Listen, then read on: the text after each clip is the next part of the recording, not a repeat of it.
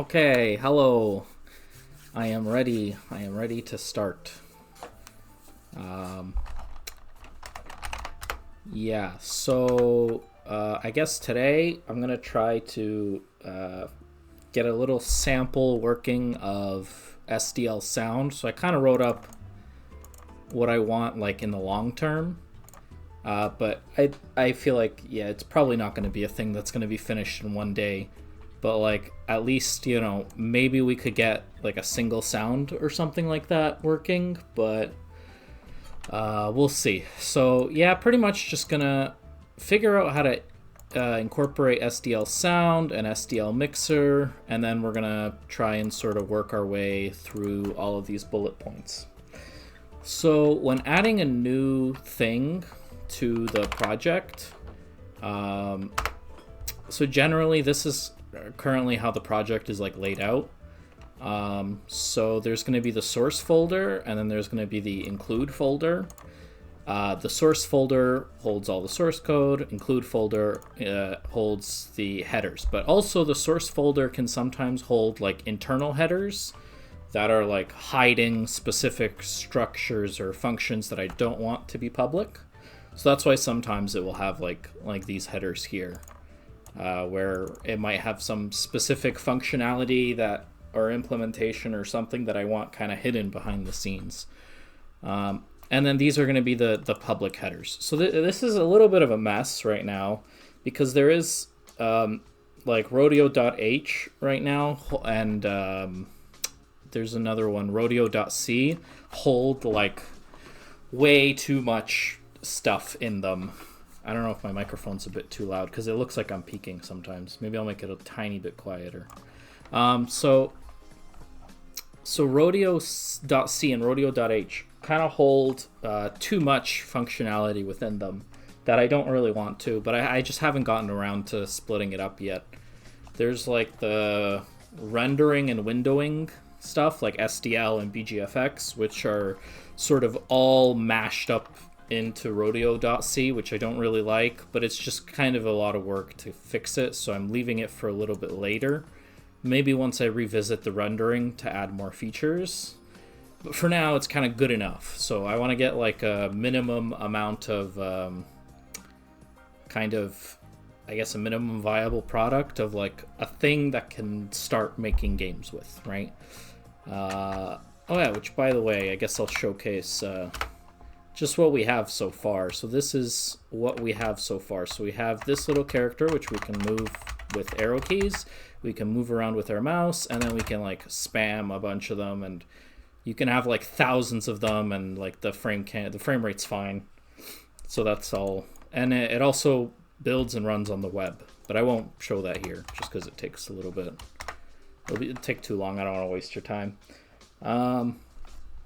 So the way I like to the way I've started kind of splitting it up, so I have the source folder, and then I'll have the folder for that specific thing that I'm implementing, like input or logging.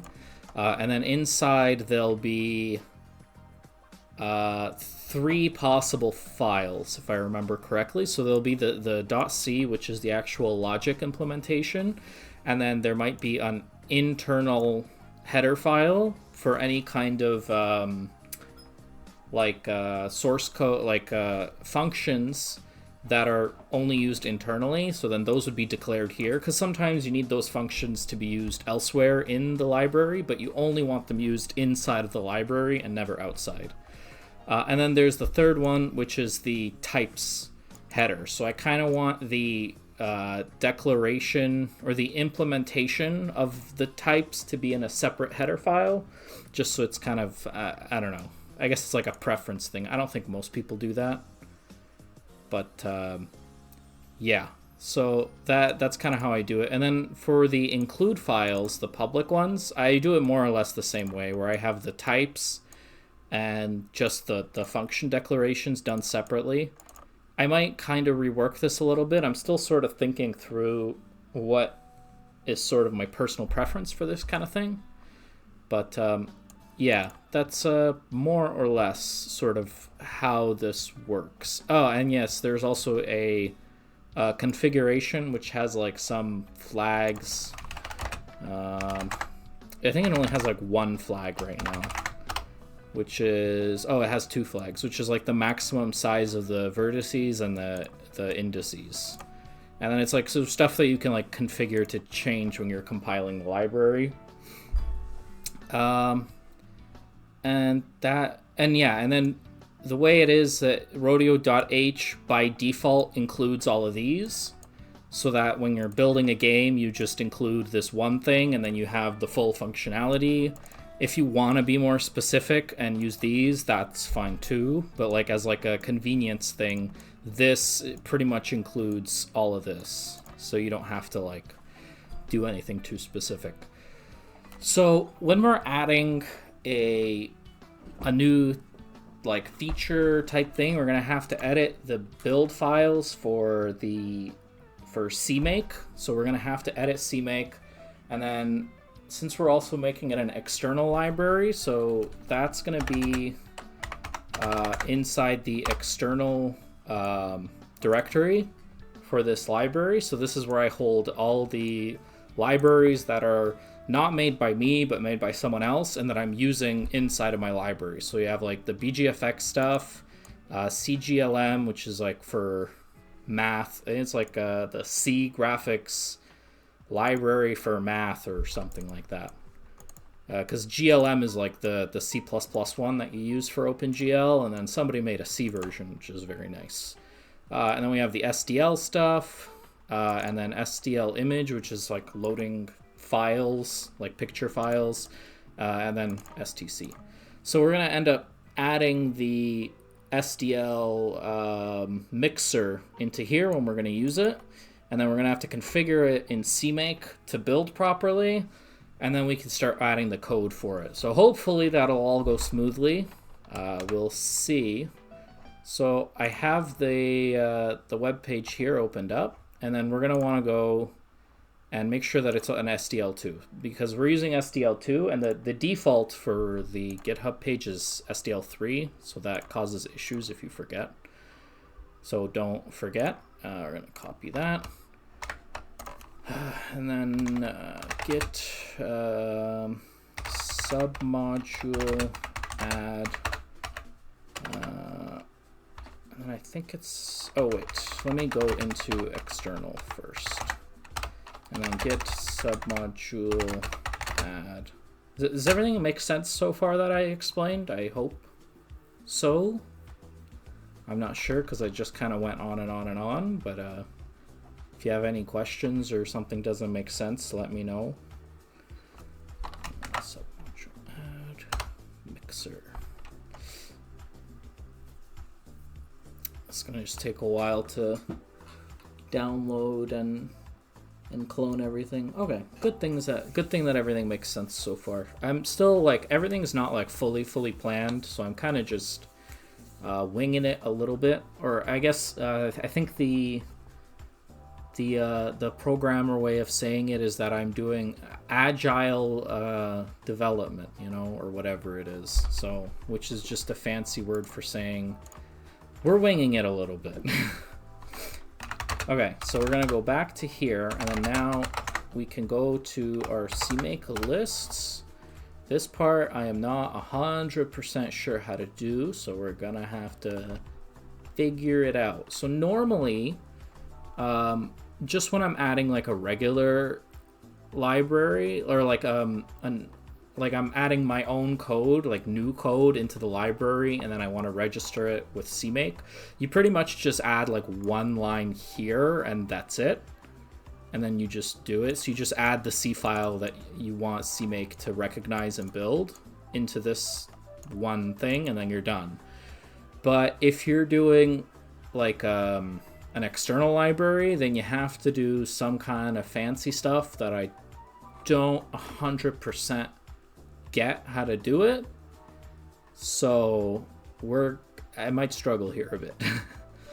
Let me just try and see. There should be SDL like image. So let me see. What did I do for SDL image? So I know I'm gonna have to. add the subdirectory,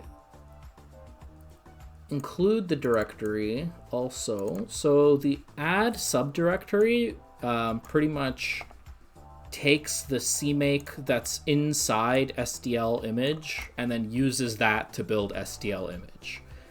So if you're adding a project that has CMake, it's generally simplified a lot because you just take its build file and then CMake just knows what to do with it. So that, I believe that's what add subdirectory does. And then this is adding the headers so that it builds it including those headers. So we're going to do that as well. And then target link directories. Don't quite remember exactly how this stuff works, because the other thing was target link libraries was kind of confusing too, just because I didn't know, like, how do I figure out what this name is in the library. I think I found it through like some kind of forum post where somebody was like, yeah, you just do that and then it just works. And it's like, if only I knew how to do this like myself, but I digress. So all right, let's do it then. So let's add subdirectory SDL hold on, mixer. That's right, mixer. And then we might end up potentially having to do something different for the web build, because I know for SDL and SDL image, the web version is already included in the browser, so you just have to link to that and you don't build it yourself. So it's kind of weird. So that's why I have this else if here. So it's like, if you're building with Inscripton, then you don't bother building SDL image and SDL. So you have, like, you can see here, like, I just don't bother doing that. But if you do, if you're on Linux, this is apparently the way to tell how it's on Linux. You say that it is Unix, but it's not Apple. Then you do build SDL image and mixer, or SDL image and SDL. And then I presume that mixer will work the same way, but I'm not sure. I might have to do a bit more research with that, but okay, so we have this. So this will also have to be mixer/include, and then this will most likely be the same thing here, just with mixer. And then I assume it'll probably use the same naming convention, so we can most likely do that, but I'm not super certain. But we'll see, we'll try it out. And then the other thing I can do is they should have some kind of documentation for CMake. When building with CMake, okay, true, I see.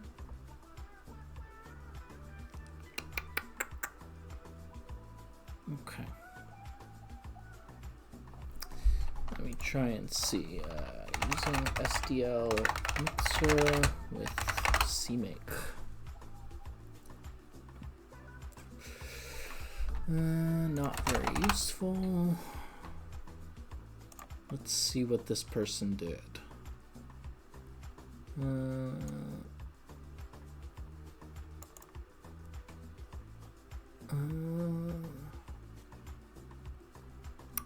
Yeah, a lot of people use find library, and I sort of prefer not to, I think.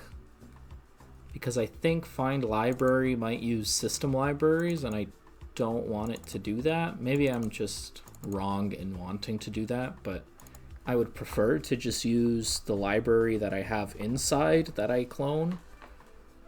But let's see what happens if I try building this. Configure and build. Let's see.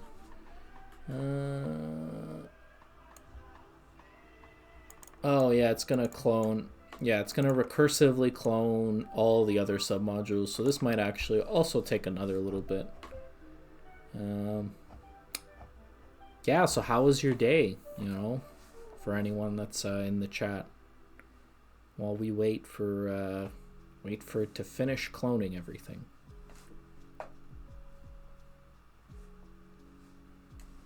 It's actually going pretty quick. It's not too bad. I thought it would have taken longer just because it warned me in the... Oh, okay, well I guess it's done then. And it's using SDL 3 mixer. Huh. But why? Why would it do this to me? Why would it do SDL... Oh, I see, SDL 2. Interesting. Interesting. Okay, so let me check something. Okay, so I have to change the branch. That's what the issue is. Okay, yeah, so I incorrectly assumed that if you change the branch here, that adding the link to this clone would do that, but I see now that the link is just generic for this repository. So, oh, you're kind of tired. Yeah, I'm always kind of tired. It really sucks. I hate feeling so tired all the time. Maybe someday I'll not feel tired, but for now I have to truck through. So, yeah, so I thought it would work, but it doesn't because it just uses this generic link. So we're gonna have to manually change the repository that it uses, the submodule repository. Let me see if I can figure this out. So external and then SDL mixer and then git checkout SDL2, I believe, and then git add SDL mixer CMake lists. Okay, and then here, oops. Let's add this too, and then I think that should be good enough.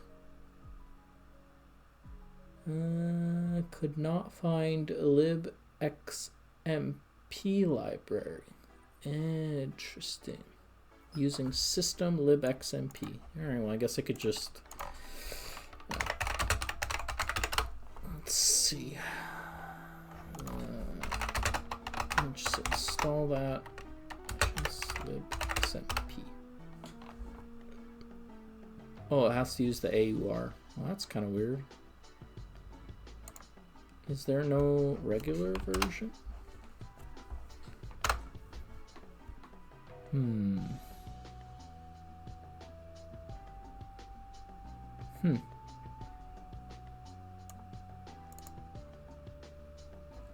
me check. Packages.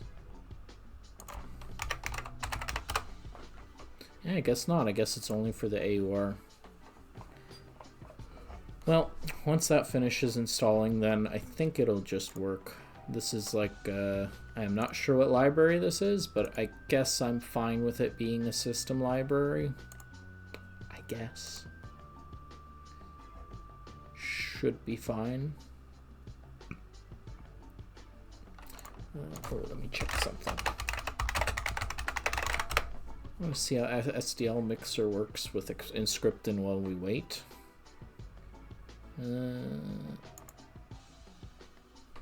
Let's see. 2015. Wow, that was a long time ago.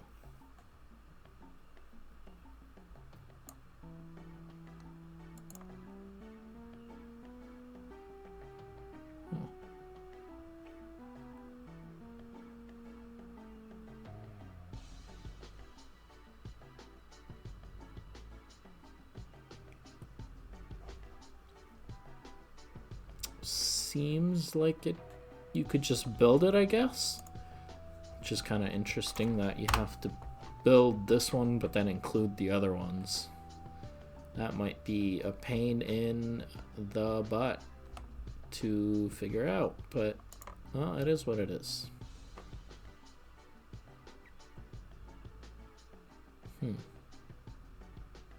Okay, well, that's done. So let's try and build it again and see if it builds. If it builds, then maybe that's all we have to do for the CMake part. Seems like it's doing fine though. It's just building SDL mixer now, and then once that's built, it'll probably just run. Let's see. Yeah, no, I guess it seems to work, so we can get started with doing the code part of this.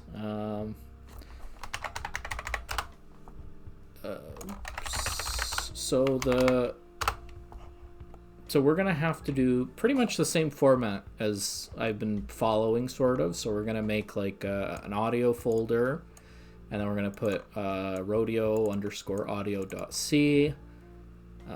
and then we're gonna also need the header inside the rodeo there, and then that should be enough to get us started.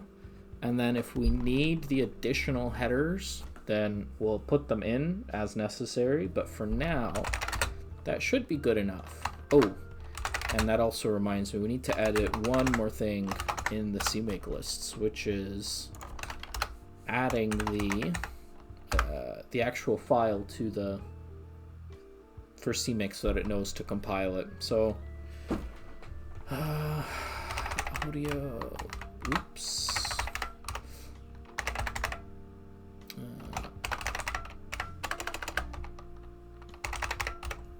C. And then we're gonna do, so I said we need one for, I'm gonna make a directory, src,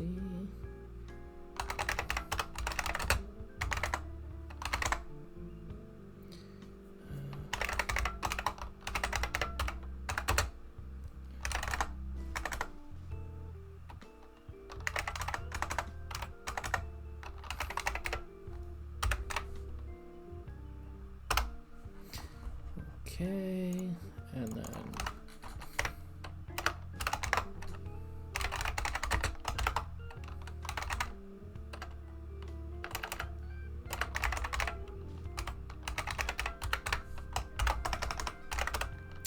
I forgot also, I need to do one more thing, which is edit the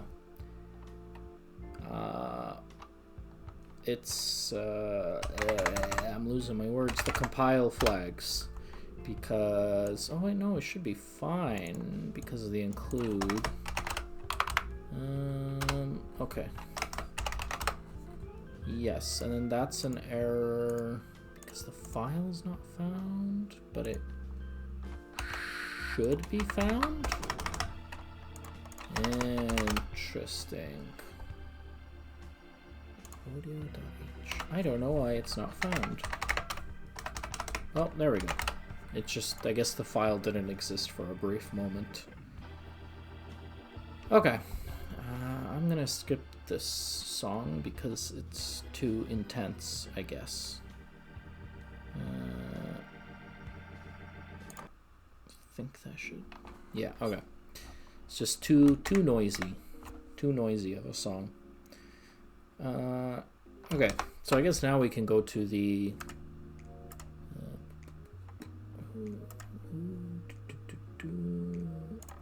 tutorial. So I was going to use LazyFoo's tutorial. They're really popular in general for SDL type of stuff, but in my somewhat limited experience, some of them are pretty outdated and they do stuff kind of in an old/wrong way sometimes. So I'm kind of approaching this with a little bit of like hesitation or caution, but maybe it'll be fine. I also have like another example here just in case if the LazyFoo one doesn't work out for whatever reason. And I'm gonna move this. Actually, I'll just do this full size. Okay, so, and then I'll just be switching through between these two tabs probably a bunch. I don't know if I want to split screen. I'm just thinking if that will be enough room. I guess I'll try it out. Okay, so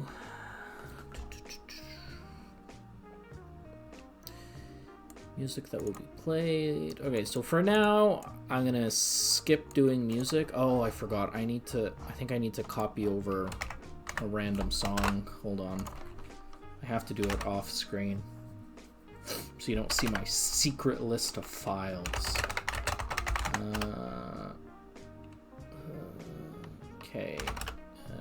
And then it's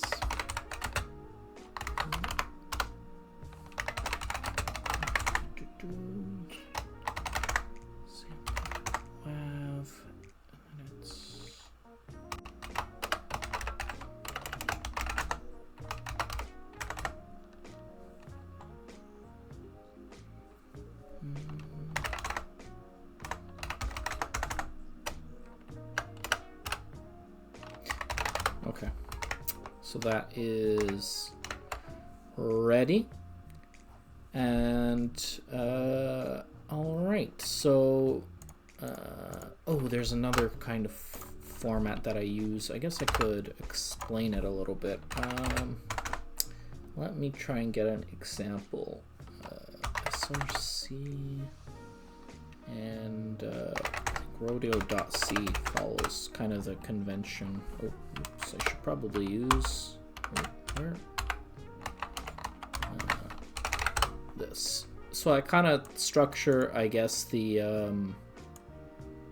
headers, like I kind of split them up and put them always in this exact same order, where I have like the internal ones to the library, the external ones, which are like other people's libraries, and then the system headers at the bottom. So actually this should be spaced like that. And then I always kind of leave a space at the top, unless if I'm doing like a pragma once type thing, then I'll put that at the very top. But otherwise, I kind of prefer having just, I don't know, a little bit of spacing at the top. So this one would be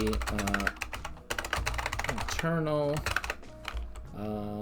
and then this is the public stuff.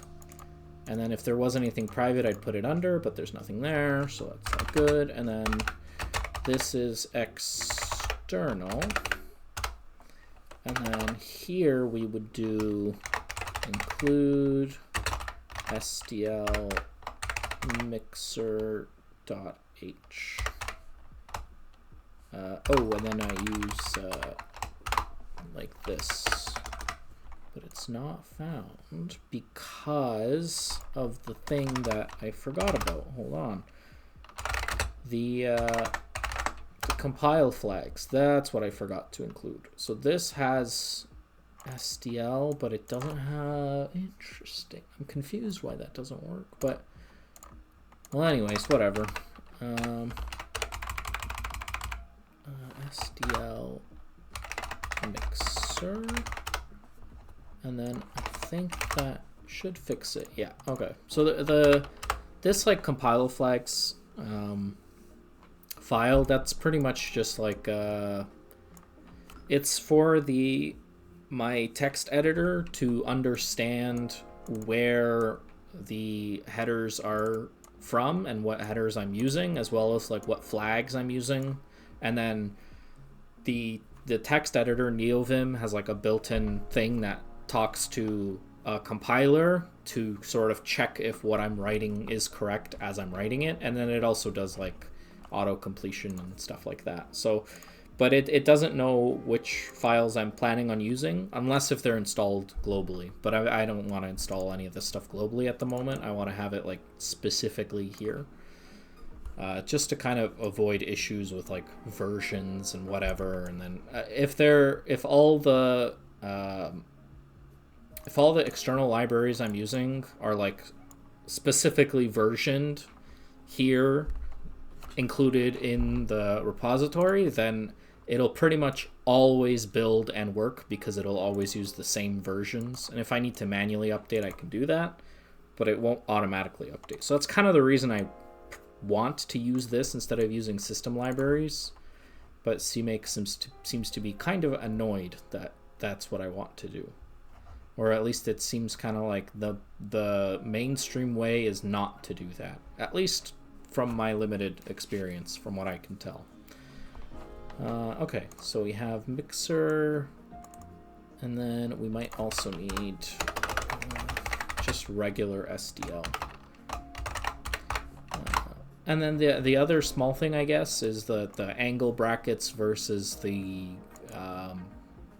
quotes. Is like I use quotes whenever I'm using a library that is or a header that's inside of the inside of my library, and then if it's like a system one, then I'll use the angle brackets, because I think there's like a order of precedence for where it's including stuff, and if you have the quotes, it'll look the specific like in here first, and if you have the angle brackets, I think it looks in the system stuff first. So that's why it's like a little bit important to do it this way.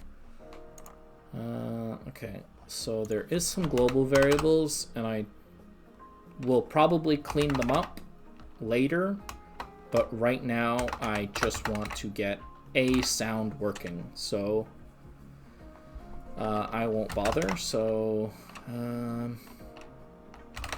sample sound. Okay, so I'm just gonna have the one sound, the sound that I made or generated or whatever using like a Raylib application, and then I'll just have that one sound playing just to test it, and then once we know it works, then we can try more complicated stuff. Okay, so this stuff is inside that supermassive, hold on, src rodeo.c, and that supermassive rodeo.c, that's where we have the SDL in it, or it should have been here. Oh, SDL in it, like that. Okay, so, and then we just have to add the audio stuff now, so I guess I'll put it there, SDL init audio. Okay, and then we have all the printing stuff, so we don't need to worry about that. Don't need to worry about that. Initialize SDL mixer. Okay, so rodeo audio. I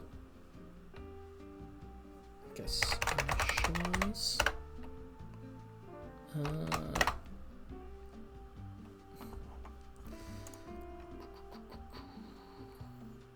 I don't think I need to put anything else. Yeah. And then we need to make sure that it returns a void and that it doesn't take any arguments void. And then that's the same way. I think, isn't that how you... Oh, that's right. This also needs to... Yeah, in C you don't have to put the void, it's optional, but it's like a pretty good practice to do that, because there's like errors and mistakes that can happen when you leave that blank and then the compiler doesn't catch it. But if you specifically put void, you're saying this function will never be accepting any parameters, and if you leave it blank, then the compiler assumes, well, it might accept something even if the implementation doesn't accept anything. It still isn't like fully aware. At least that's, yeah, that's my understanding of it. So that's why I always put the void, and I set a compiler flag to always warn me about that if I forget. So then I don't forget. Haha. Okay, so if mix open audio,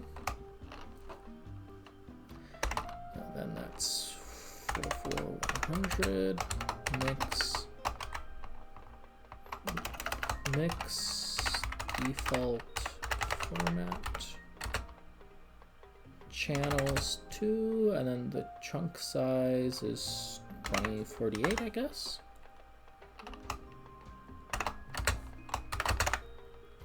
If it's less than 0, we're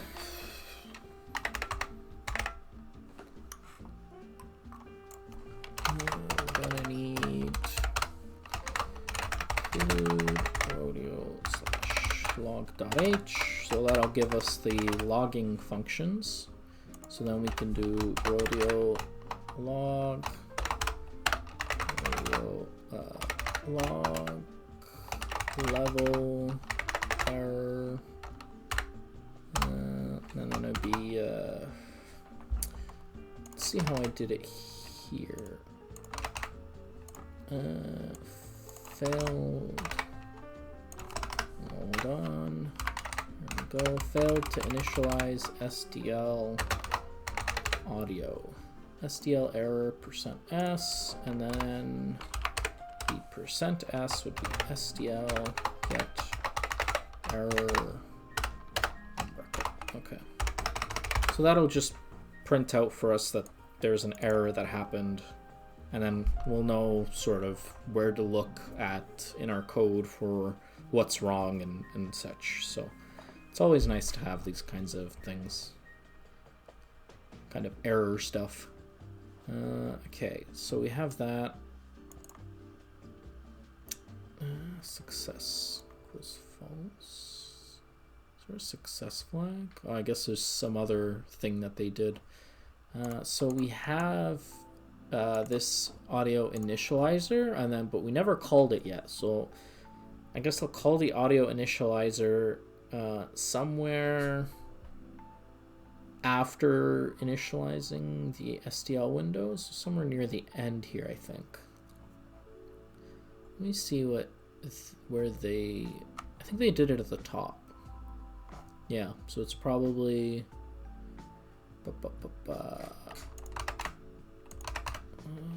set default texture. Okay, and then we'll do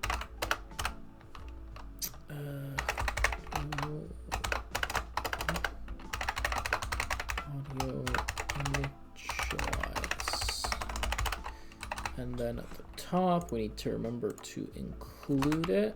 So that would be include. Oh, I should probably just include it in rodeo.h. So it'd be include rodeo .h. And include rodeo /audio.h. So then once it's in here, then in here, since we include it, it gets rid of the error. There's like a gray bar that shows up on the side of my editor whenever I have an error. So like if I do like something like that, see this huge gray bar? So that goes no matter what scroll level I'm at. So I know if there's a gray bar, there's an error or a warning somewhere. So that's why I'm just like, oh, no gray bar, no error, no problem. And then we're all good. So let me just scroll down to where I did that. Okay. This is sort of like how I want to do the same way for like initializing the window and initializing the graphics, the BGFX. I think that's how I'm going to do it in the future, where I just have like this sort of isolated, modularized initializer that then gets called in the sort of generic everything does everything function. But there's just a lot of code here that I need to wrap up, so that's on the to-do list for the future. But this is sort of the style or pattern of where I'm heading to right now. Okay, so I think we're gonna be done. Oh, we need to deinitialize it, maybe, probably. I just want to see. Might actually be no initializing of the, or deinitializing of the. Huh. Yeah, I'm not sure. I guess there isn't. I'll maybe have to look into that some other time. But for now, that's good enough. So now it should, whenever we run the code, or whenever we run our game, compile it and run it, it'll initialize the audio for us automatically. Hopefully correctly. Let me just double check, did I write everything out correctly? I think so. Yeah, it looks good to me. Okay. So to initialize SDL mixer, we need to call mix open audio. The first argument is sound frequency. Yep. The second argument determines the sample format. Okay. Third argument, hardware channels. Yep. Last argument is the sample size, which determines the size of chunks when playing the sound. 2 kilobytes works fine, but you might have to experiment. Okay, so we might end up making those like parameters at some point in the future, but for now, since there's no issues, I don't really want to worry about it. Load media. Okay, so we'll do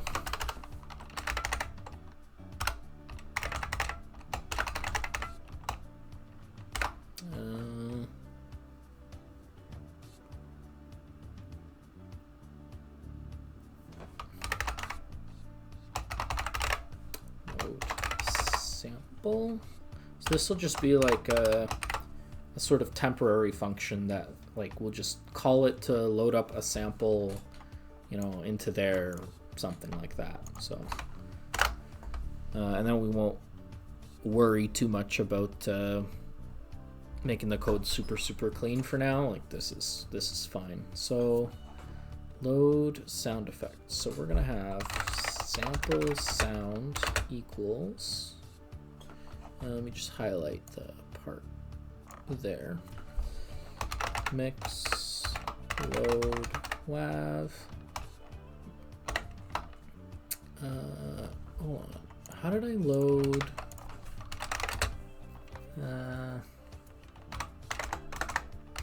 Main. I just want to see how I loaded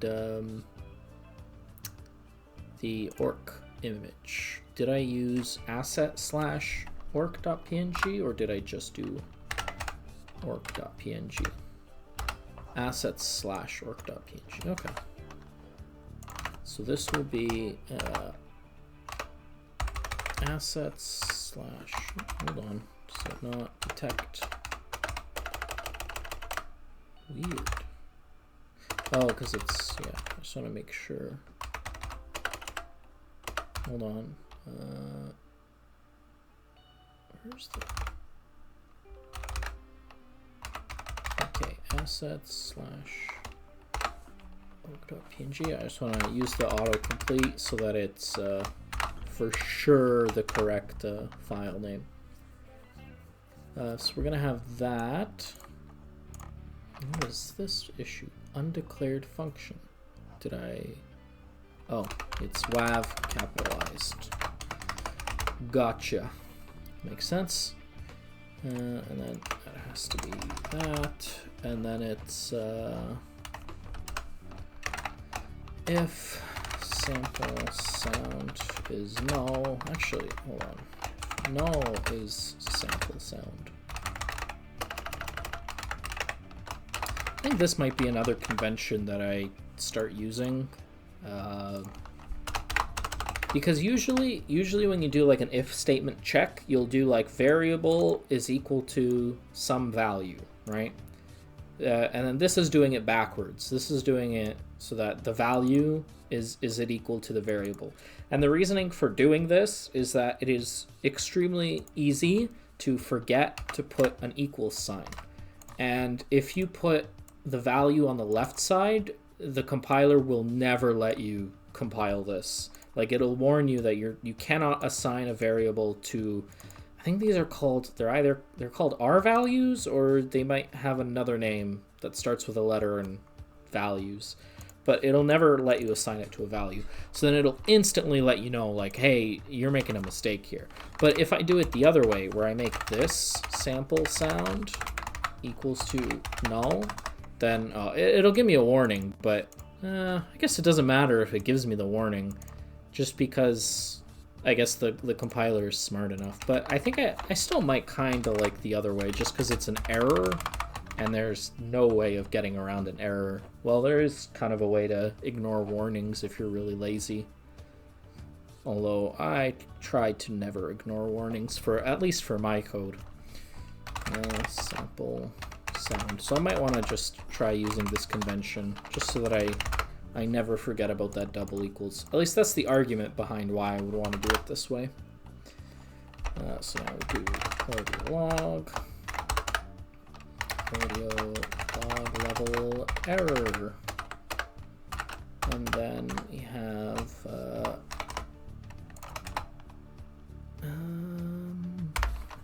yeah, failed to load sound. And then there's an SDL error. And then this is, well, actually it's a mix error, technically. And then this would be mix get error.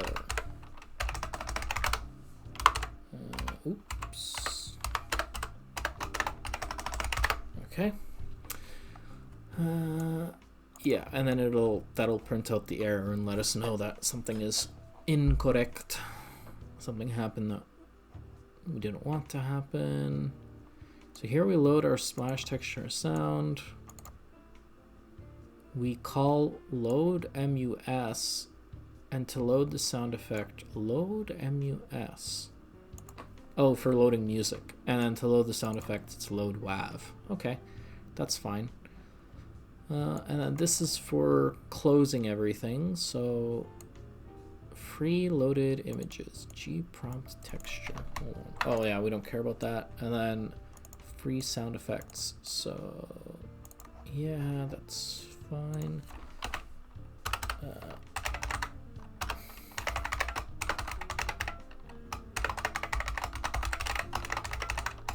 Gonna do that, and then we'll do the same thing where it's mix free chunk, and then it's I called it sample sound. Okay. Oh, and then I have to do, let's see, sample sound null. Makes sense. Free the music, don't need to. Destroy the render, the window, don't care about that. And mix quit. So that's going to be our deinitializer. So we're going to have void audio deinitialize void. Okay, and then it would just be mix quit. Makes sense to me. And we're gonna want to have this actually in the same spot as the, or on the opposite side of the initializer that we did before. So we did audio init here inside the initializer function, and then we need to put it in the deinitializer. Let me just see something. This is window init, okay? And then here we're going to put that in dinit. So we're going to do that before we destroy the window. Oh, they destroy the window first. And then, okay. Oh, interesting. I guess that's the right way to do it. I don't know. Okay. And yes, because we don't have the correct SDL header, so we're going to add that in. SDL2/SDL mixer touch. Okay, it's all good. So we don't have any more problems there. Ooh, wait, I think, nope, it's all good. Okay, so we're done with that. And so we have the deinitializer, which is good. And we're done with the audio. Yep. Yeah, I have an event loop. We don't need to worry about that because we're gonna have we have an input system, so we don't need to do it that way. But we want to have a function for playing this sample. So we're gonna have void audio play sample, and oh, I never put deinitialize in there. Oh, that's very strange that it didn't give me an error earlier. I need to put all of these into the header. So you have initialize, deinitialize, load sample, free sample, and play sample. I think that should be enough.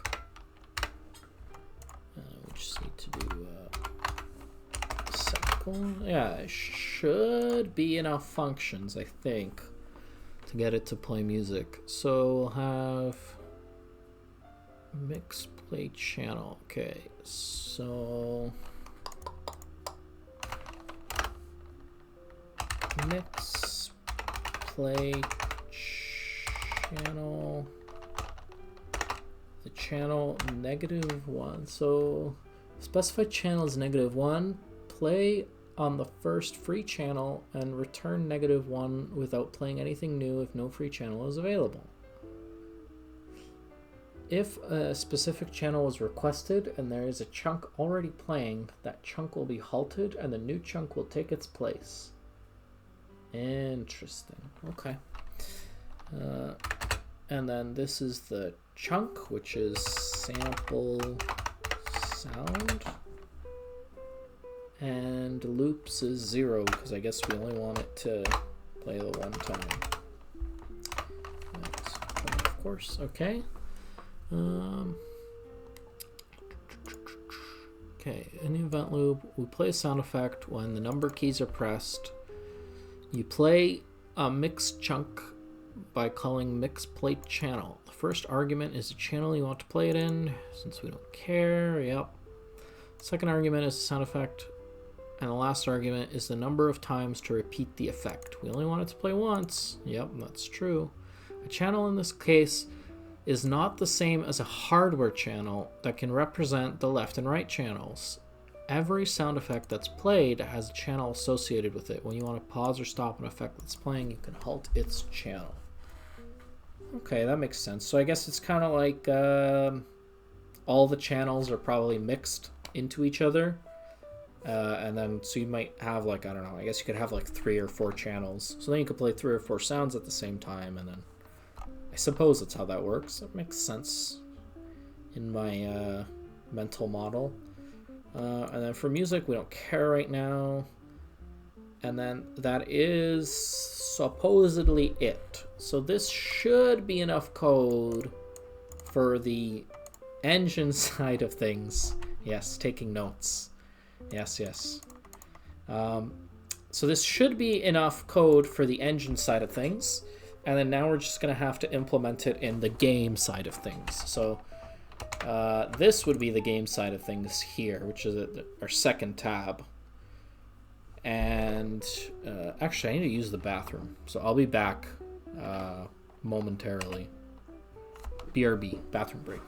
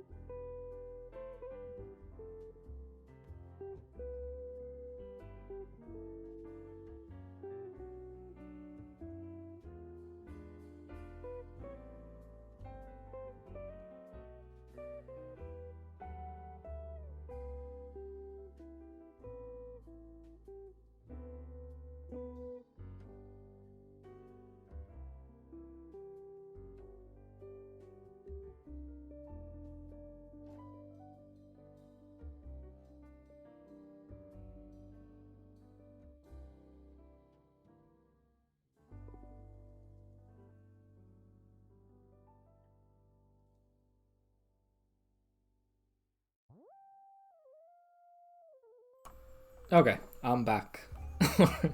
Arnold's calling out the what's it called? Oh, what do they call them again? I totally forget the name of people that watch without chatting. Yeah, I just totally slipped my mind. There was like a specific name for it. But yeah, I guess the other viewers are just, you know, they're just chilling and vibing, which is fine. It's all good. Just here to learn. Lurkers, that was the word. Yeah, being a lurker's all good, you know? Just chilling and vibing. Listening to some sweet tunes with programming, you know? So, alright, to get back into things. So, we have to... So, all the sound stuff is initialized, so all we need to do now is initialize the... or load the sound and then play the sound, right? So I guess it's not too bad. So we're gonna have... We have this texture here, so I guess after the texture I'll do it. So rodeo, audio, load sample. So that'll load... Oops. That'll load our... Oh, where am I? Where did I go? Here. So that'll load our sound, and then we just have to play the sound inside of the main loop whenever we press the button. Actually, we could bind it using the input system, so I guess I'll do it that way instead. Oops. Include. Is there no... Oh, it's all in SRC, that's right. Input.c and input.h. So I guess we'll do a little example of how to add a new thing to our input system, because I remember, Arnold, you were a little bit confused last time because there was a lot of stuff and things happening. So maybe doing an example from scratch will kind of help, if I can remember myself how to use this. No, it should be good. It should be good. Let me just check how I did it. Okay, so we're gonna have generic. Don't need to do that. Don't need to do that. So we're just gonna have to add a function that gets called, which will get called anytime that a button is pressed, but we only want it to call, I guess, on the first, not while it's being held, but just the first button press. So we'll have to implement it that way, which shouldn't be too hard. So let's create our function. We'll do it here. So void star, because it has to be void star, and then we're gonna have play sound input, audio input, any state t input state void star data.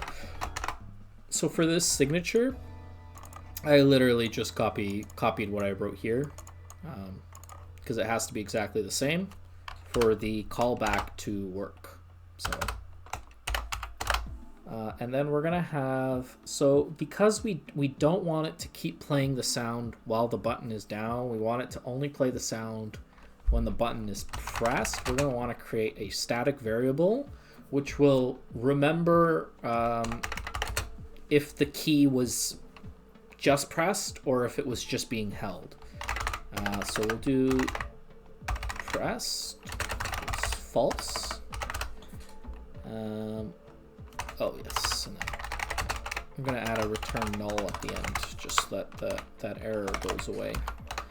And then we're gonna have to do, so we're gonna do it so that we're gonna assume the only type of input that we want is the binary input, which I think is something similar that we did in another one here. Yes, we did it here. So we'll, oops. we're gonna copy that. Oh yeah, and then we're gonna do, actually we're gonna have the return there. Actually, I'm just gonna copy just this line just because I just need that part.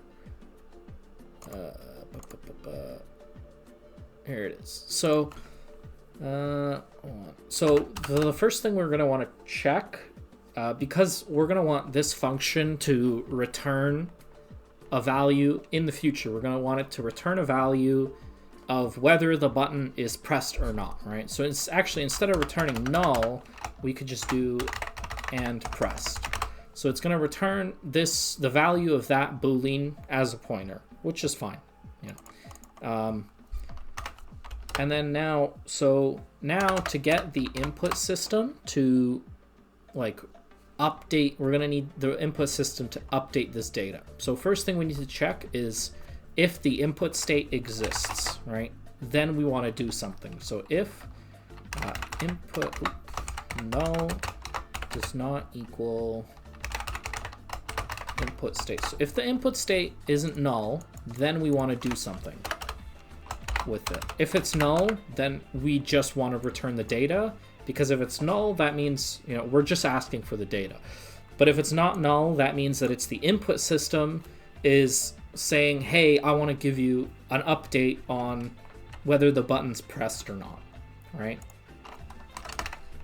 And then, so this is the specific thing I wanted to copy. So from the input state, we want to access the data, and then we want to treat the data as a binary state.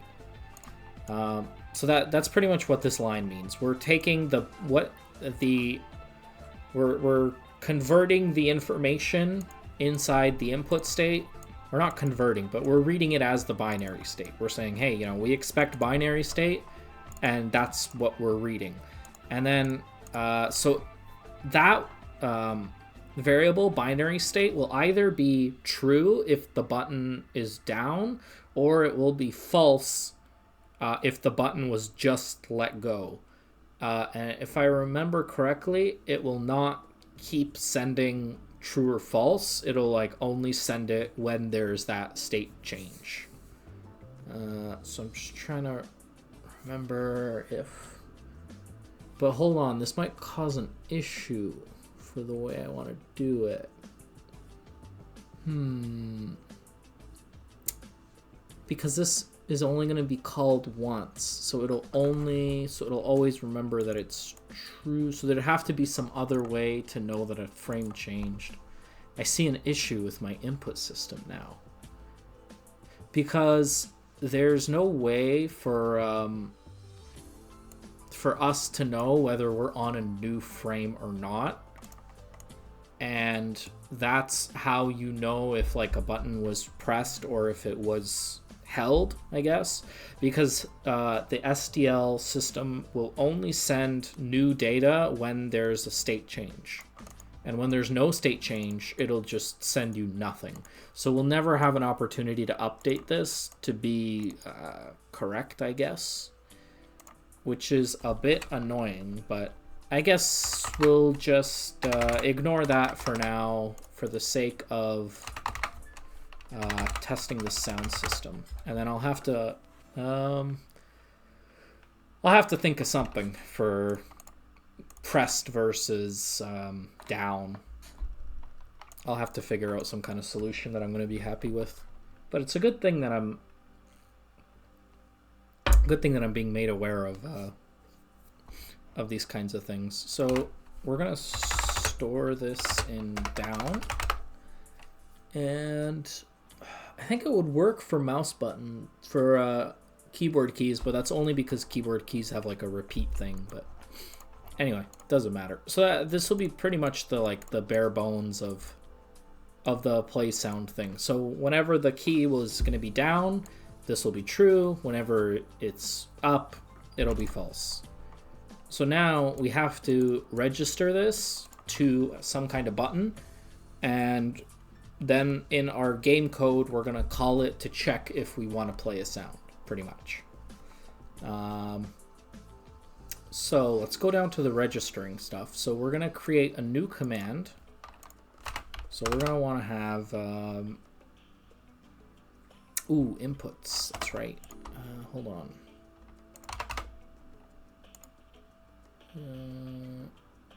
I guess we'll add a new thing here. Rodeo command T. I'm not sure what. Oh, that's just the command. Okay. Star play sound. So this is just the structure that holds the value, and then it's accessible like within, I think, just within this code here. So we want to store the command so that we can access it later, right? And then I just want to have it be done in just in a struct, so it's all nice and together. So we can do inputs dot play sound equals rodeo input create input command create. And then we're going to say this command will only accept the binary type. So that's what that means. So it's pretty much just we're creating a new command. We're saying this command only accepts binary inputs. And then we're going to store it inside here in the play sound part of inputs.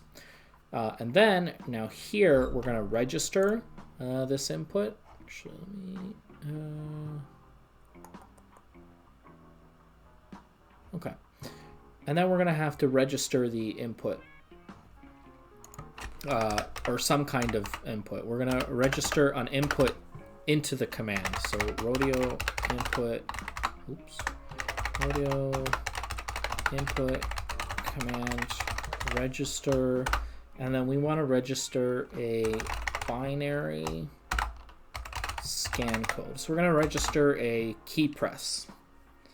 So we have to specify what command we're registering into, which would be input.play sound.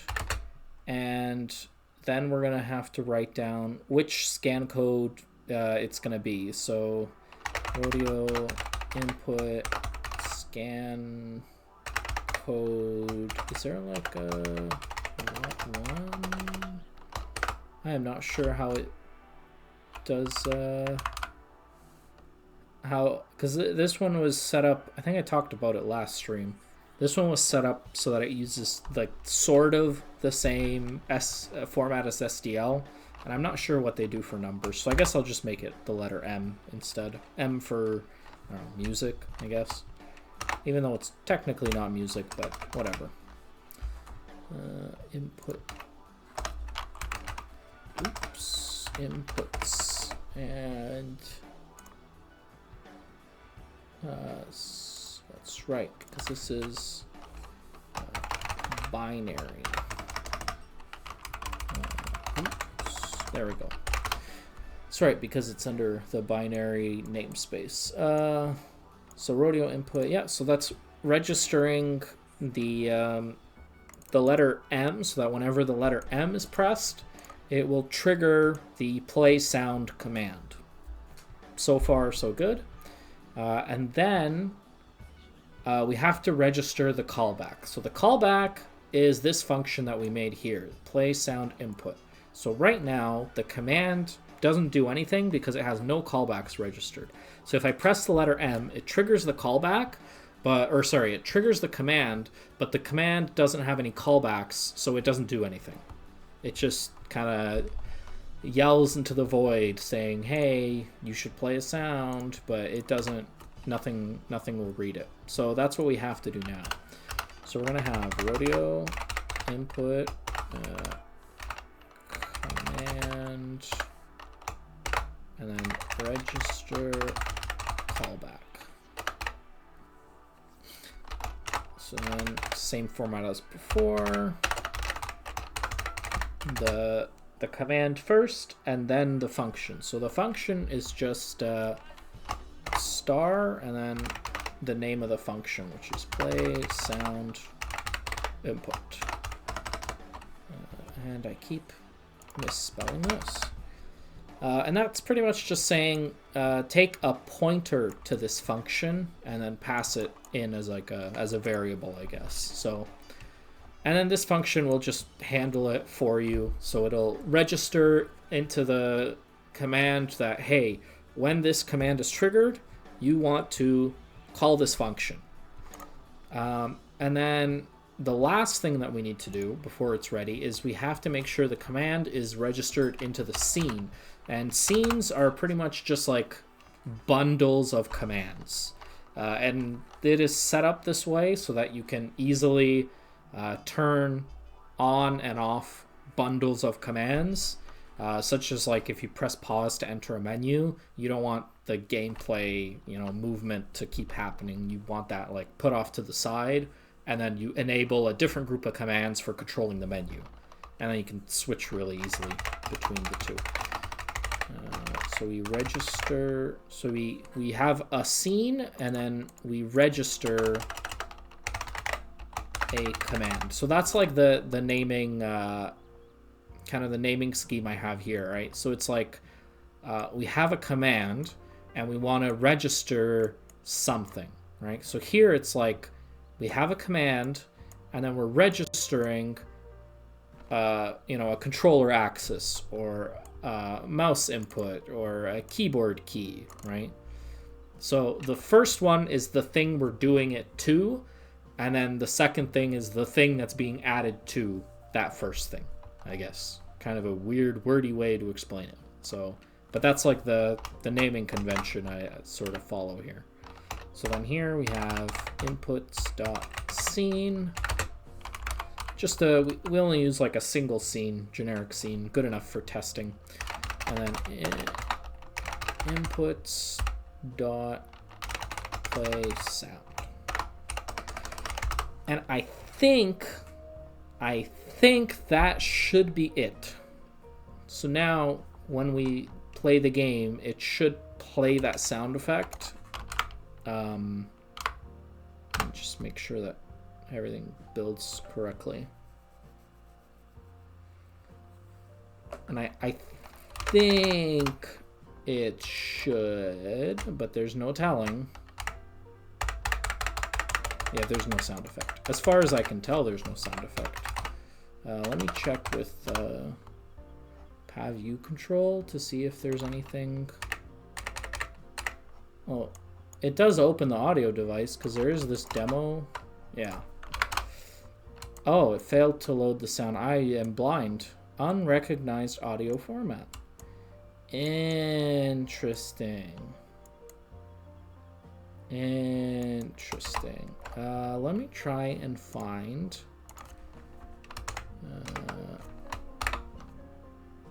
Oops. Hold on. Let me try and find some kind of valid SDL audio sample or something. I don't know.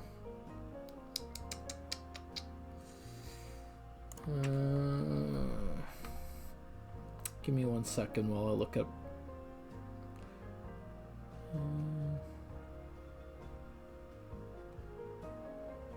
Yeah, I'm not sure. I'm not sure if I should like try to like convert the file, or if there is something I have to enable for this to work.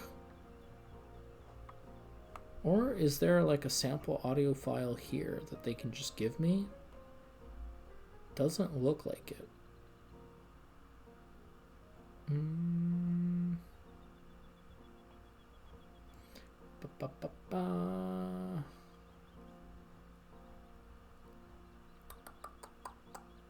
Oh, media. There it is. Okay, so I'll just yoink one of their files. Hold on. Let me just I'm just gonna have to move all the files, unzip it, move it, blah blah blah, whatever. So that might give me a second to do all of that.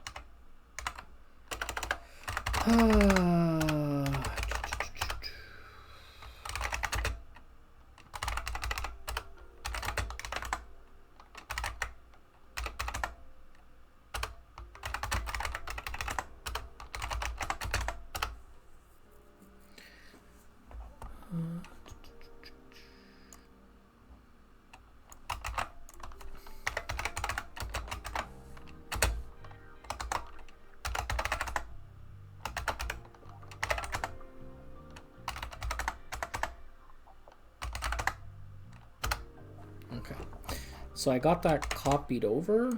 I guess I'll try it again. No, it didn't work. It still says failed to load sound. Unrecognized audio format. So maybe the maybe it just doesn't like WAVs.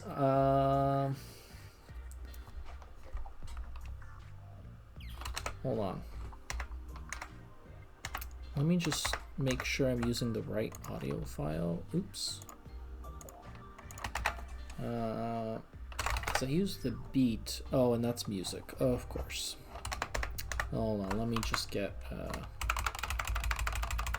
different one. What are the other ones? Scratch is WAV. So I guess I'll use the Scratch. Although I don't think this will work, but no. I think it's just failing to load WAVs, maybe because I have to enable the WAV somehow. Let's try SDL mixer to enable WAV. What is this?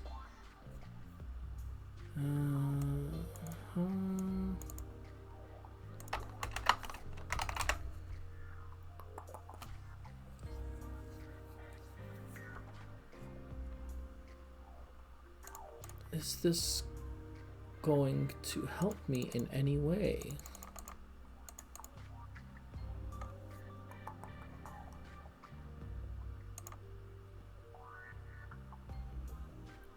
Darn. Oh wait, there's a CMake. Maybe there's like some configuration for... Nope, there is not. Actually, I don't even think they have mixer here. Well, this is annoying. Unfortunate. Let's see.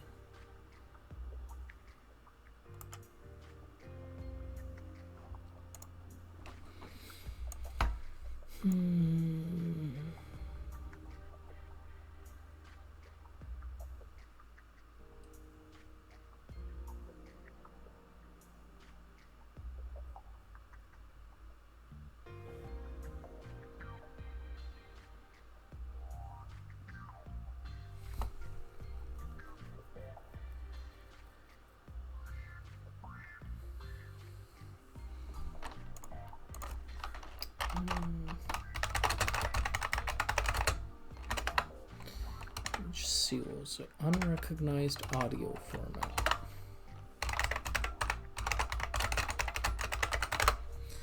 Maybe someone else has some advice. Supports WAV files by default. Huh.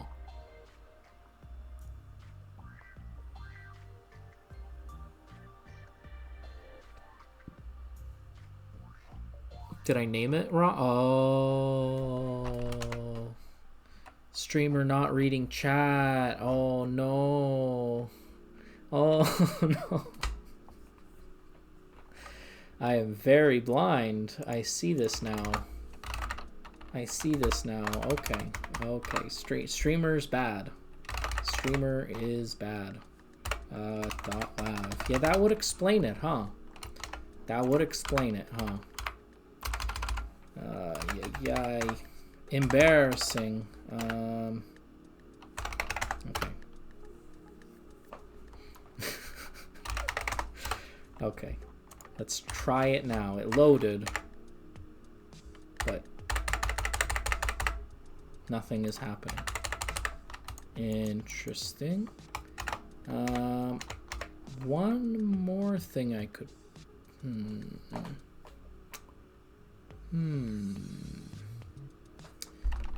Hold on.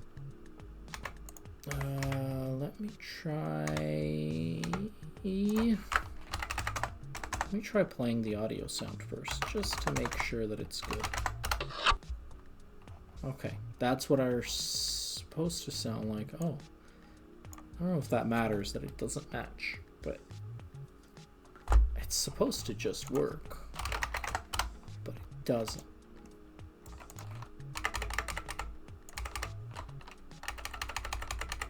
Yeah. That is...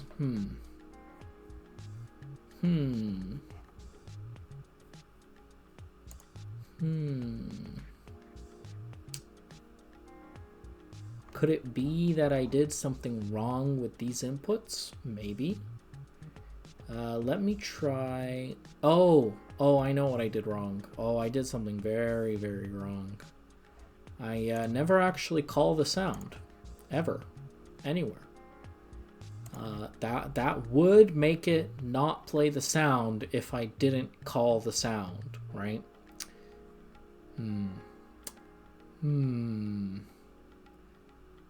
Okay.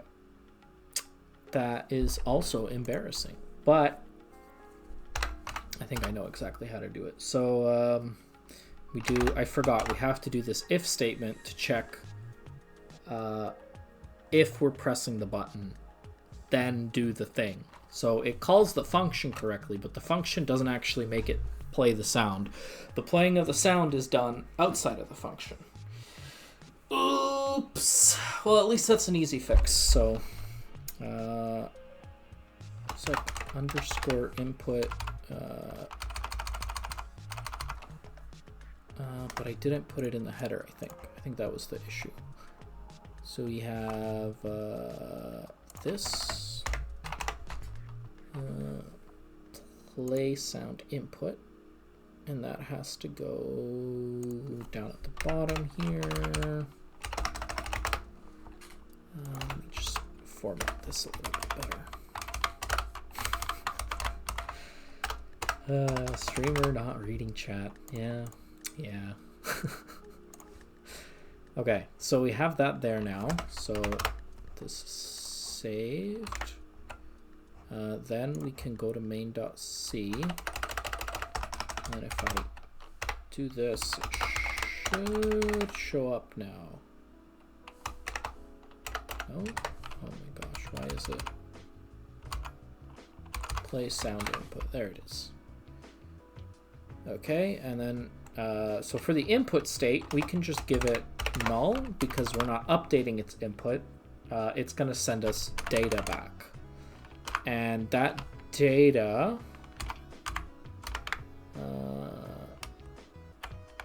we need to give it... Yeah, we need to give it like a temporary variable. So I guess we'll do like bool should play sound. And then we'll have wait. It returns it. Oops, my bad. We don't need the variable there. I think this one is also null because we're not sending it any data. And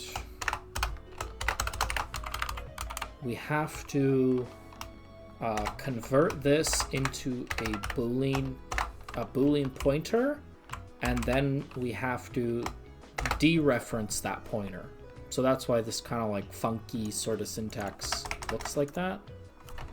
Unless if I did something wrong, do I have to do it like that? Yeah. So we have a Boolean pointer type. So this returns a a void pointer. So we have to convert it first to a Boolean pointer, but it's a pointer, which isn't true or false. It's like an address. So we have to use this star to dereference the pointer to the Boolean.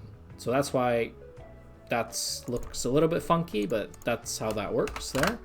So if we should be playing the sound, then we play the sound.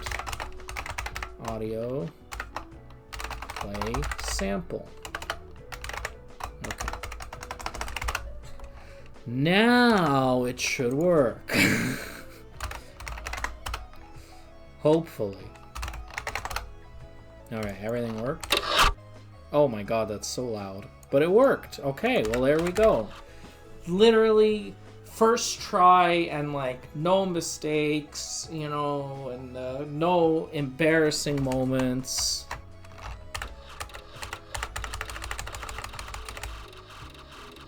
Perfect. It's flawless. We did it. We got sound working. Whew, and it only took an hour and a half. Ooh, that's not bad though. It's not bad. Ah, feels good. Feels good. I'm so happy that it works. So the audio play function could be in the callback function, but I guess it's like an optional thing. And the reason I didn't want to put it in the callback function is because I want the callback function to strictly handle how we're interpreting the input, I guess, if that makes sense. So like this functionality here is like no gameplay. It is only like how should it understand the input that's coming in, and then relay that understanding of the input into the game code. And then in the game code is where we check, like, oh, give me what the state of this command is, and then do whatever logic, whatever gameplay logic. So I guess this is sort of a way to modularize the code for it, because we want to have gameplay code, kind of like here too. We kind of want gameplay code to be in the gameplay part, and then the input handling in the input handling part. So that lets us kind of split up the functionality into two. However, if you wanted to, we could just put this function call in there, I suppose, and not have any of this code here. That would be valid too. There's no reason, I guess, that you other than what I just explained, then there's no reason that you couldn't do that, or you wouldn't want to do that.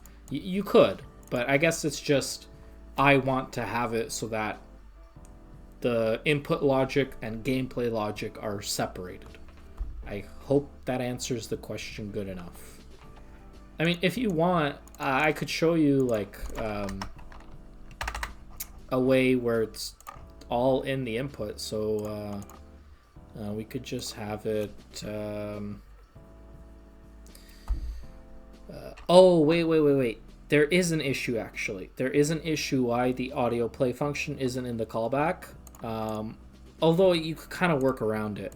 And the issue is that this callback is only called when the input from SDL updates, right?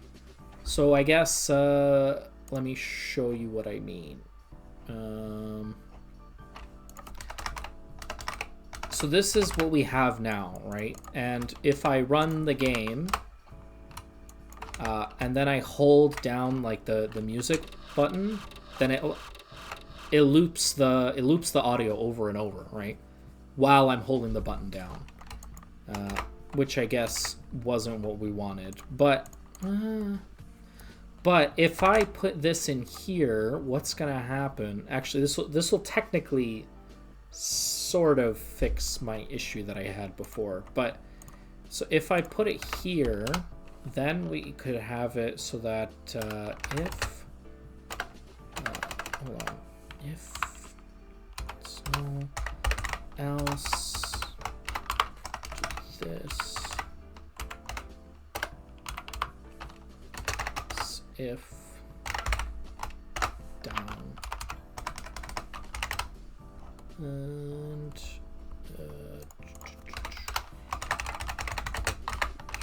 include rodeo slash audio.h. All right. So this new code instead now has the play sample inside of it. And I guess the advantage here is that this will only play actually no, there is no advantage. I'm just trying to think.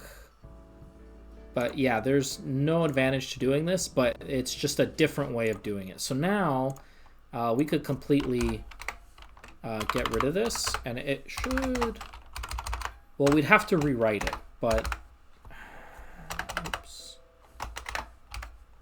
Is it star star slash? I think. Oh, just slash star. Hold on. I'm thinking through this and like also at the same time overthinking it. Okay, yeah. So I guess this way we have the quote-unquote gameplay logic inside of the callback here. So this is the quote-unquote gameplay logic. And the way that this works is that if the input state isn't null, that means we're just updating the state and you don't do anything. But if the input state is null, that means the user is asking for the functionality of play sound input to happen. So then that's what would happen. So what we need to add here is just a play sound input null. So then here we're sending that null value. Oops. So here we're sending that null value. So then in here it'll be like, oh, it's a null value. We're not updating it.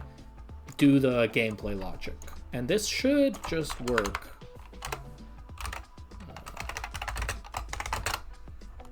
The same way, the same exact way. Yeah. So it works the exact same way. So this, I guess that'd be like the two ways you could do it. Let me just... and then you wouldn't have to return the and down. You could just return a null value at that point because it doesn't matter. But I guess... yeah. So the two ways of doing it, I guess, is either you could do it, and one of them I kind of personally heavily prefer over the other one, but the way I prefer it is you could have the gameplay logic here in the game code, and then you have a check for if the callback, what the value the callback knows. And then this would be the code for that in the gameplay section. And then for the input stuff, we wouldn't need this else if, right? Because you wouldn't need it. Or you could do it the other way, where instead, when you call the callback, that's when it'll decide on its own if it should do the logic in it or not. And then that's where the else if does it. So this would be kind of the... if you wanted to do it the other way, but I don't like it the other way. So I think that should, in extreme over depth, answer your question, I think. Let me know if that makes sense or not. But yeah. Yeah, that's pretty much the answer is, how come it isn't, is because I want to have separation between the input logic and the gameplay logic. That's the TLDR.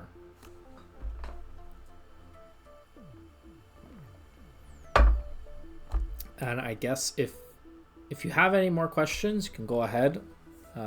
Now's a good time, I guess, because I'm sort of in between, I guess, because we had a huge success. So... oh, and then we're also going to have to do the web stuff, which is kind of annoying. But maybe the web stuff just works also. So I guess we'll see. But if there is no more questions, then I guess we could move on to sort of devising an API. Oh, okay. Callback function meant to like do this thing in the game. Yeah, I guess... typically that's what it would be, but I guess the way that the input system I designed, it's more like the callback is, yeah, interpret the input. Yeah. The way I designed it, I guess, is that it, or sort of the design that I had initially eventually led me to kind of decide that I think this is the best way of using it. But that might change in the future. I might change that idea. I think I like it the way it is so far. I think I just need to fix the is key down or is key pressed sort of issue I have now, because I'm not sure how I could implement it, I guess. I'll have to I'll probably do some research online about it and then sort of draft up some kind of changes that I want to do. But if that's all the questions about this sound stuff and all of that, then I guess the next step would be sort of devising a sound API and then sort of implementing it. It's either that or I could work on the WebAssembly to see if the sound stuff works there. I guess I should probably do the WebAssembly stuff, because if the WebAssembly stuff doesn't work, then this is kind of doesn't matter, sort of, because it's a very important platform to me. So so if I want to do that, the first thing I'm gonna want to do, first I want to make sure that this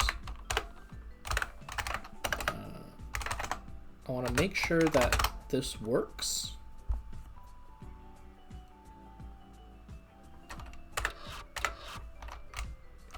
Okay, so if it works, then I'm going to commit all this code. Okay, I'm going to commit all this code into my repo, because I want to make sure that I have all these changes saved. So it'd be very sad if I didn't. So git add -a, git commit -m, added initial audio system, or maybe it's like a sample audio system, I guess. Push. Okay, and then we have to do the same thing for okay. Oh, did I not save all of this? Oh, hold on. Uh-oh. I have to make sure that it builds and runs first before I commit that. Oh, it doesn't. It doesn't work.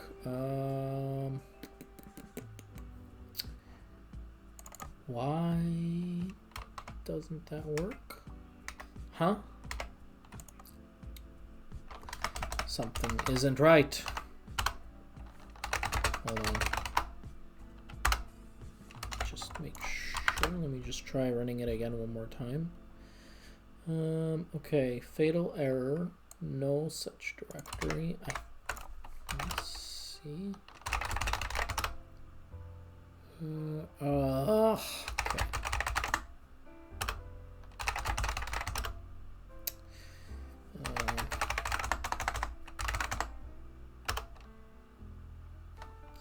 Okay, it's finished. Oh my god, wait, what?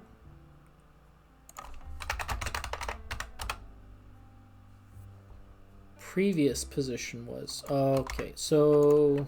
Hold on.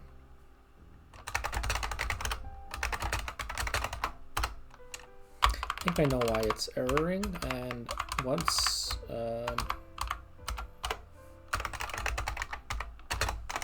once I confirm that it is what I think it is, then I'll explain, but yeah, okay. So it's, I think it's like a CMake thing, I don't know, it's just good / annoying, but basically,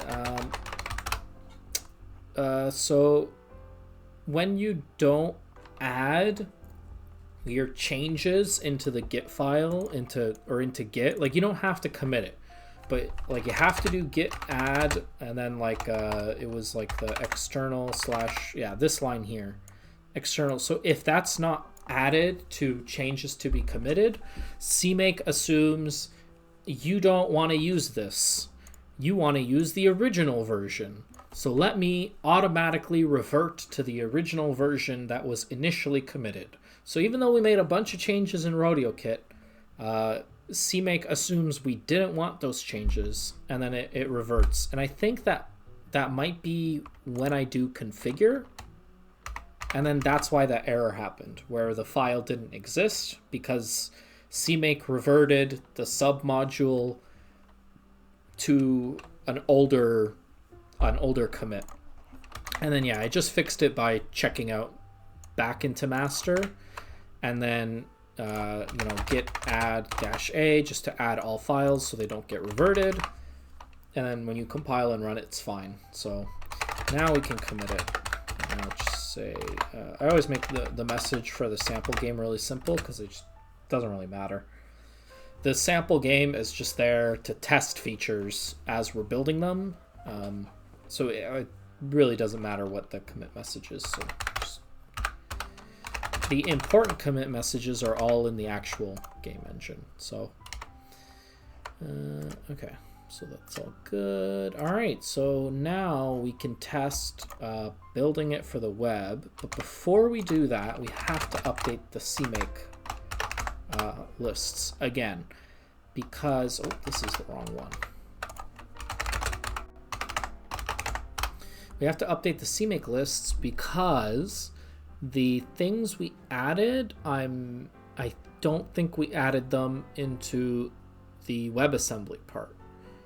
And from what I understand, Mixer should be fine if we add it into the WebAssembly stuff,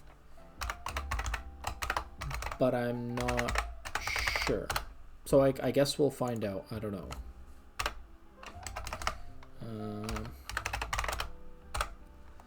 So that's subdirectory. And yeah, so we did the subdirectory part. Then we need to do include directories. So include directories, that is here.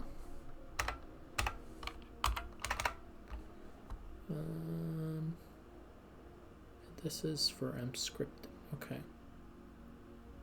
Wait.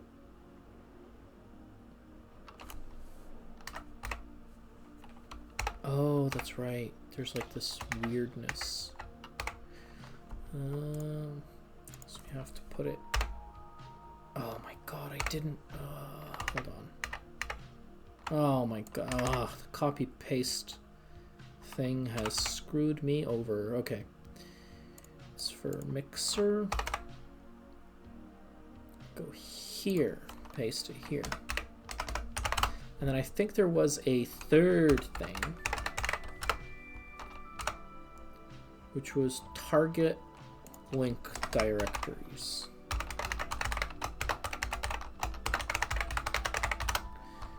Okay, and then this is, wait, we already did it? No. No, okay. So it goes here, and then I think that's it. So we have the 1, subdirectory, 2, include directories, and then 3, target link libraries. And then I think that should be it, in theory anyway. But I don't know, so I guess we'll see. Configure. Oh wait. I'm gonna do the git add thing again. Okay, so configure, build, and then we'll see what happens. Oh wait, this is a regular build, so that doesn't matter. I forgot, I have to do build or configure web, and then see what happens. Okay, could not find the opus file. Oy, oy, oy, oy. Yeah, probably because the system opus file is doesn't exist for Inscriptant because my system is not a browser. So I'm not sure how to change that.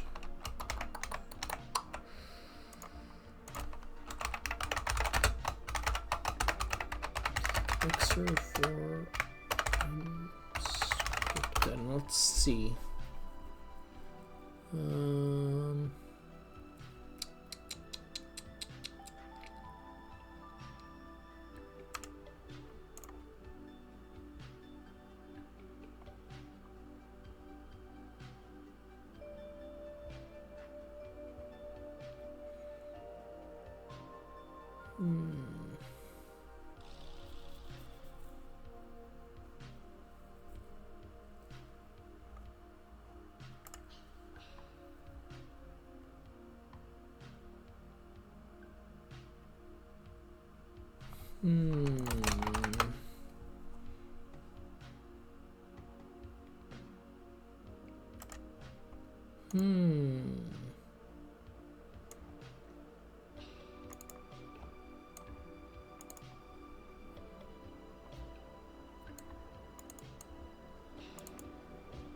Oh, that's very annoying. I forgot about that. Open audio device fails if you don't click on the web browser. How annoying.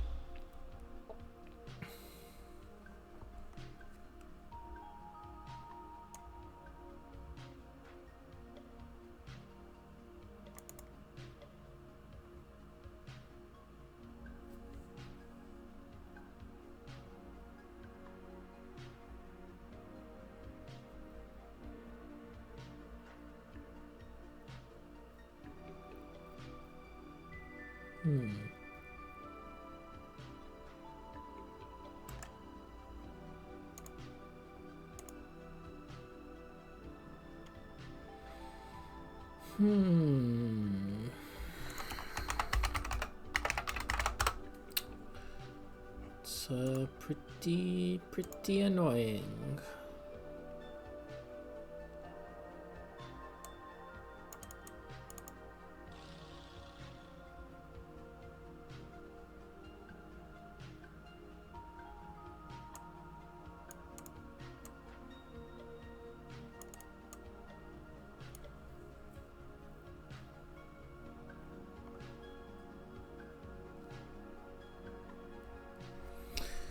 Okay, let me try CMake disabling options. Maybe if I just disable OGG and all the other ones.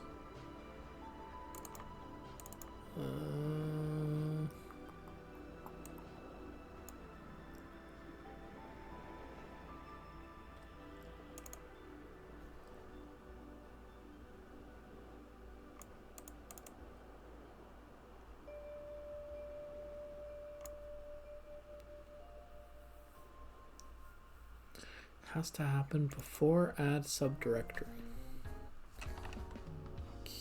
Okay.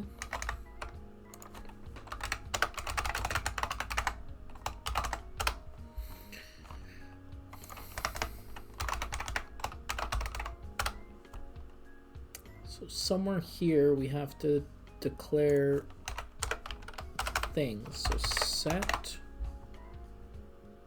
and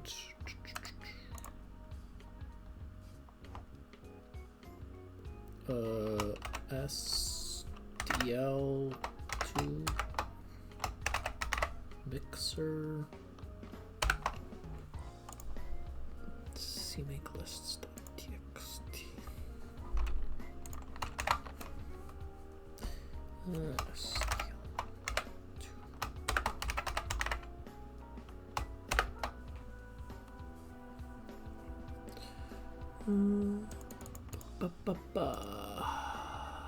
Let's see, where would all these flags be?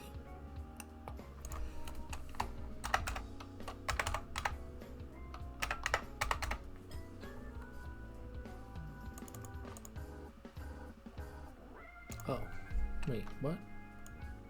Did I search it incorrect? Oh, I see.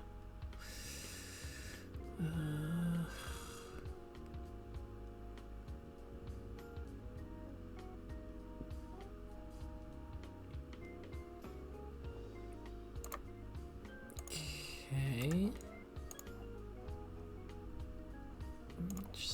how do they option? So let's set. Oh.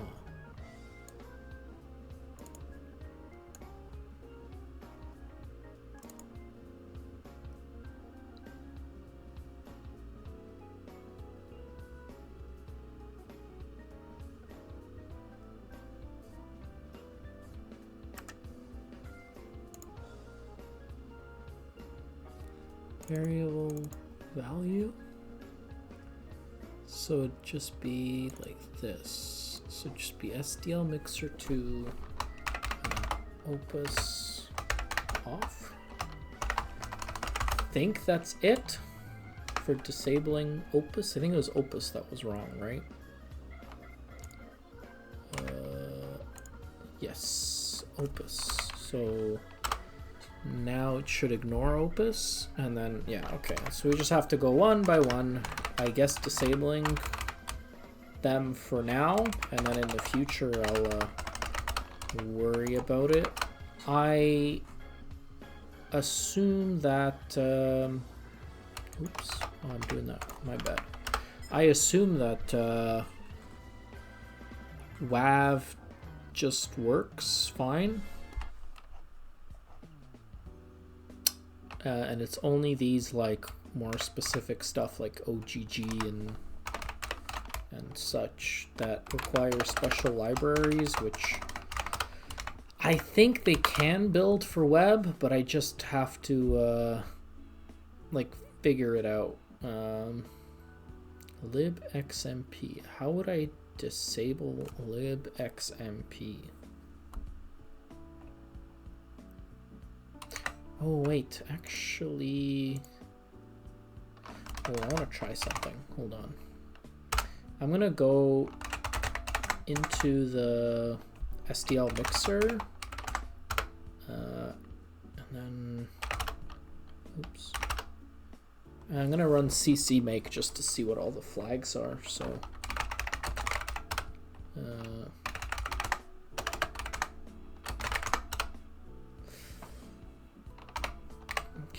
I think it was like dot, and then configure, please create a build directory. Okay, but I don't care. Alright, leave it there, and then we'll do this. What I did. But I did do that.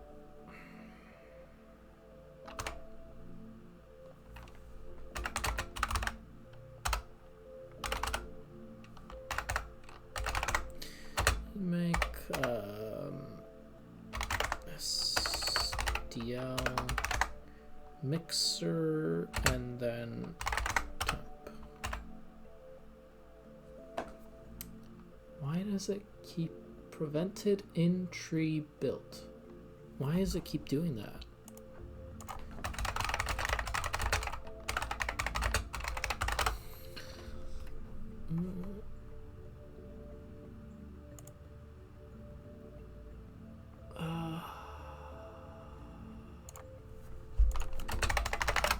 I do not understand why it's... Yeah, oh hey, somebody else with the exact same issue.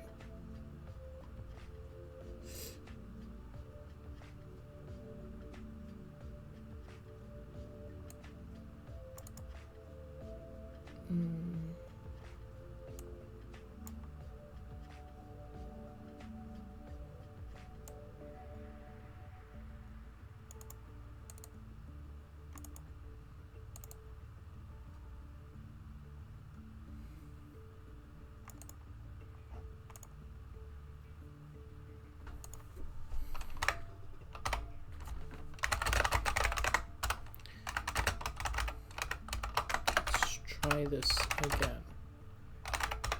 To build cmake. Oh wait, that doesn't work though. Oops, hold on.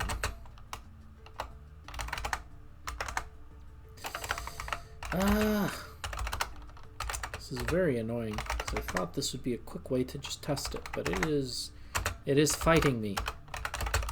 It is battling, and I don't like it. Okay.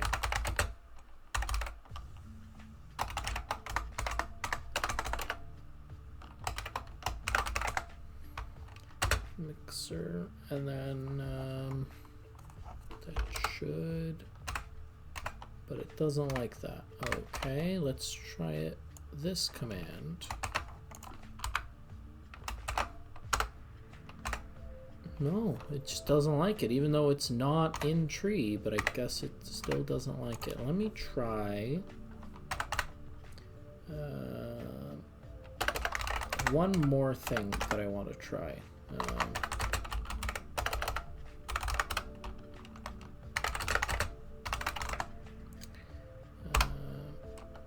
Because I think it's just angry that I'm in a Git directory, maybe? That's the only thing I can think of why it's freaking out.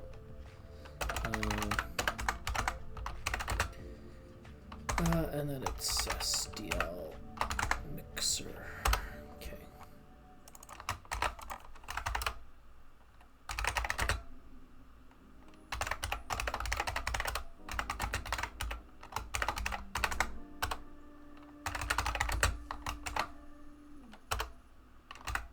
No. It's just extremely angry for no reason. I don't understand why.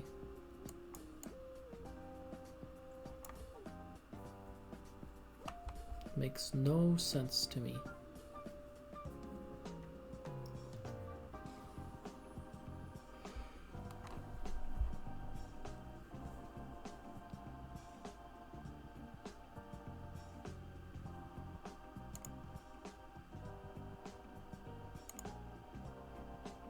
Oh, Stack Overflow is unavailable.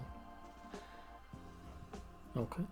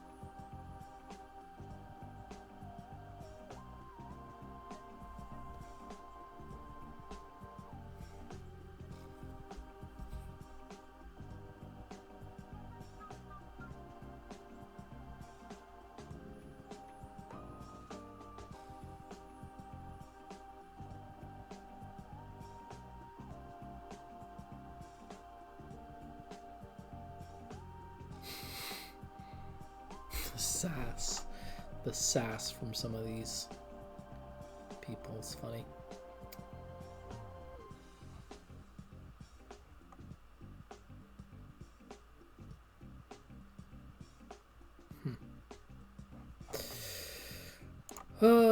Yeah, I don't know. Maybe I'm doing something else wrong that I don't know, like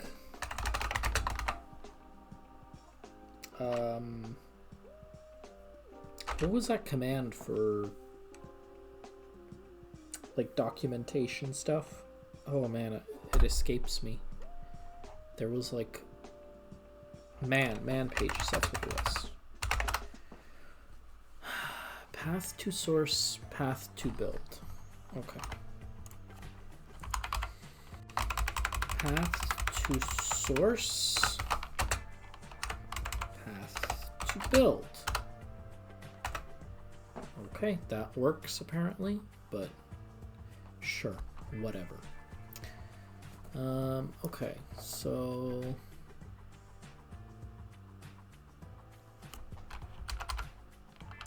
link flags, link libraries, SDL2 mixer, FLAC, Opus.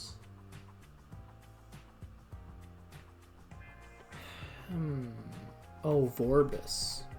That's probably what it is. But no.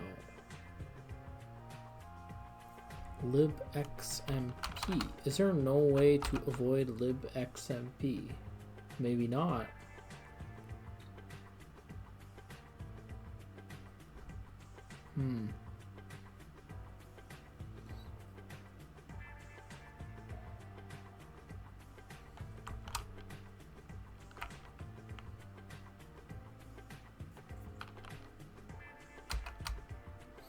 I tried disabling Vorbis and then see what it says, but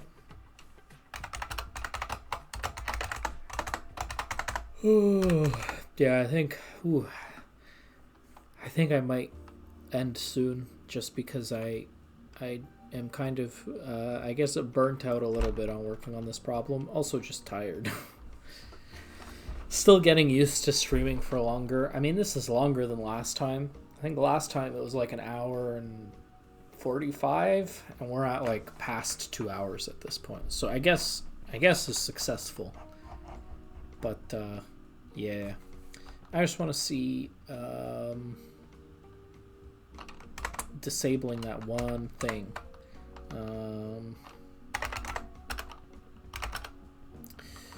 Which is external CMake lists. I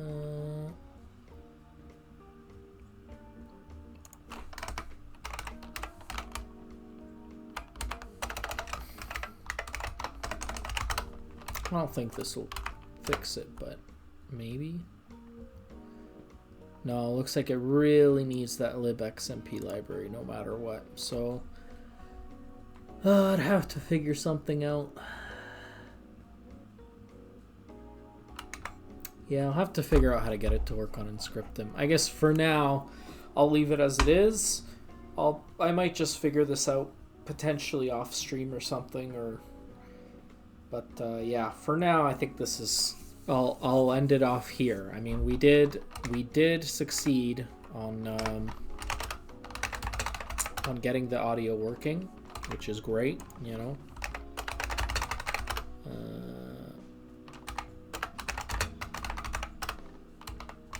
And then just want to run it one more time before I end the stream.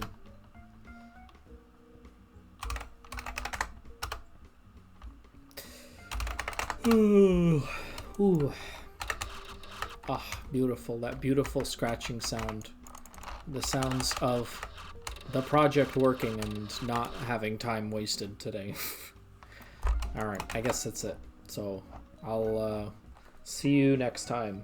I'll think about maybe streaming tomorrow, but I don't think I will, just because I want to work on. I just want to fix the Inscripted stuff, probably offline. So I might just try to stream the day after. So that'll be Thursday, I guess. Yeah. So yeah, I guess that's it. Thanks for watching. Thanks for sticking around. Thanks for lurkers, if you're lurking out there, you know, keep it up. And yeah, bye-bye.